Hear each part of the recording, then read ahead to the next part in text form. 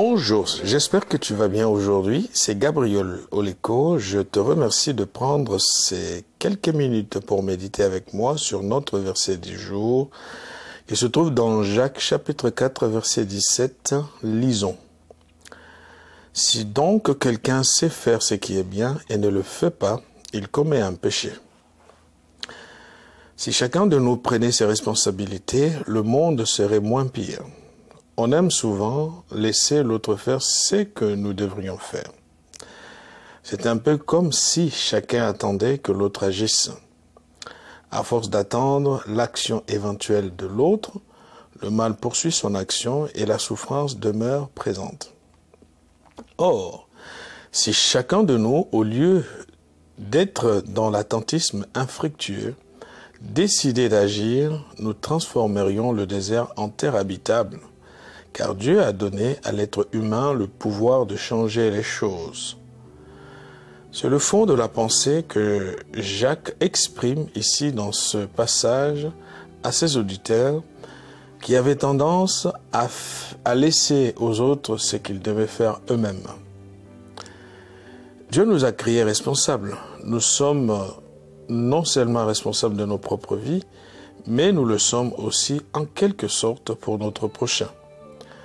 Souvenez-vous de la question que Dieu a posée à Caïn, « Où est ton frère ?» Preuve que ce qui arrive à mon prochain, qui est à côté de moi, si je reste sans rien faire, je serai rendu responsable de son sort. Ce que je dis ici n'est en rien nouveau, car même les juges de ce monde le reconnaissent et parlent de la non-assistance à personne en danger.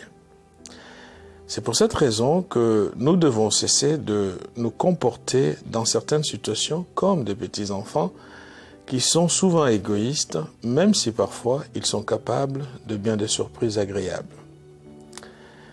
Quel bien sais-tu faire que tu ne fais pas? Quelle action peux-tu mener pour changer une situation autour de toi?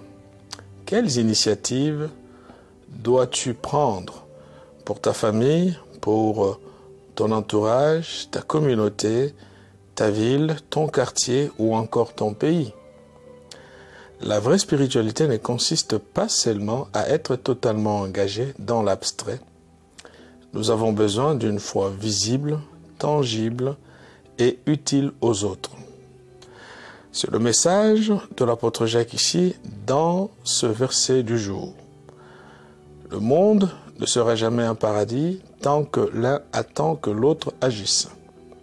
Il pourrait l'être si l'un agissait en premier dans l'intérêt de l'autre. Que le Seigneur te bénisse et qu'il t'aide à prendre le devant des choses sans attendre des autres ce que tu devrais faire.